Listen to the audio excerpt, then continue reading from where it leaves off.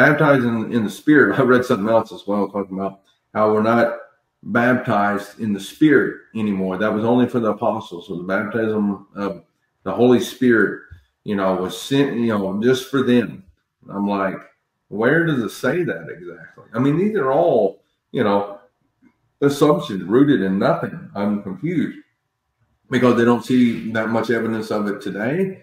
Well, that doesn't mean it doesn't exist. It just means maybe we're doing something wrong in the Christian church that's not allowing that full immersion in the Holy Spirit to begin with.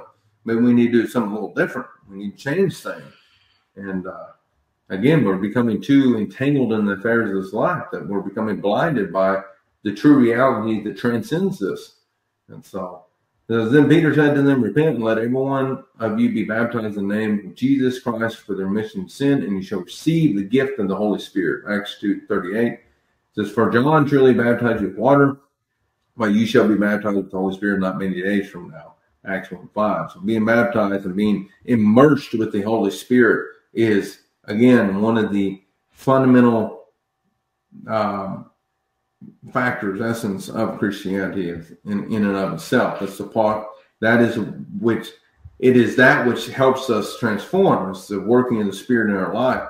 And as we continue to acquire knowledge and know how to implement that knowledge, the Spirit helps us integrate the knowledge, I would say, and go on and transform us.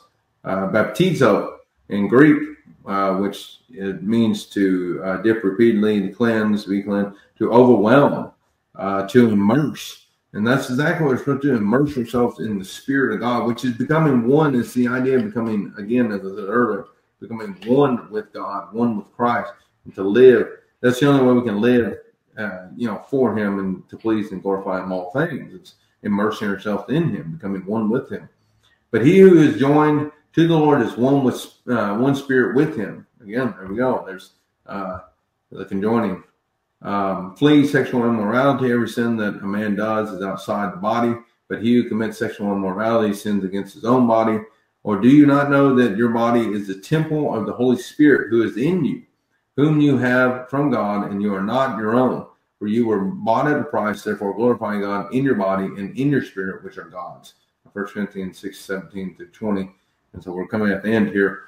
Final notes of this is that, again, as I said before, glorifying God in our bodies is that also, oftentimes I see Christians time and time again, oh, well, that means, I can't drink, and perhaps so to a certain extent, of course, and but it's much deeper than that. Like, what are you putting in your body? Well, I'm drinking 12 cans of soda a day, and it's like, okay, you don't drink alcohol, but you drink this other poison, and you're confusing me. It doesn't make any sense. That's contradictory. You have to, and we need to work those out as individuals. That's where the critical thinking comes in, meditation comes in. It's like, wait a minute, what am I doing here? Maybe I need to reassess this a little bit. Actually, cut back, a little bit on soda intake, or maybe I shouldn't eat that Big Mac today. Maybe I should go ahead and eat a, good, hearty, deep green, dark leafy green salad instead. Something that's going to unclog my arteries, and drink some green tea and different things. Get out and walk today. I'm not just going to sit here all day long and do nothing. I'm going to actually get out and walk a little bit and meditate in my mind, ruminate, and try to connect with God a little bit, get out in nature and get some sun. And, there's various different things we could do. So it's and it reflects the same thing I was talking about before. It said, therefore, glorify God in your body and in your spirit, which are God's, which essentially, I believe, the spiritual realm, the spirit and the body, the thing that connects kind of both of them, it's, as far as I can tell, appears to be that of the psyche, the psychological aspect of our nature. Because our psyche not only is connected with our bodies, the mind and body actually work parallel with each other, but also our minds are also tied in with the spiritual realm as well, conscience. So it's, you have these three factors all working together: the body, the mind, the psychological aspect, transformation, and the spirit. And so working on all those and unifying those helps us to ultimately go on, tap into our potential and exemplify that, and make a difference in the world around us.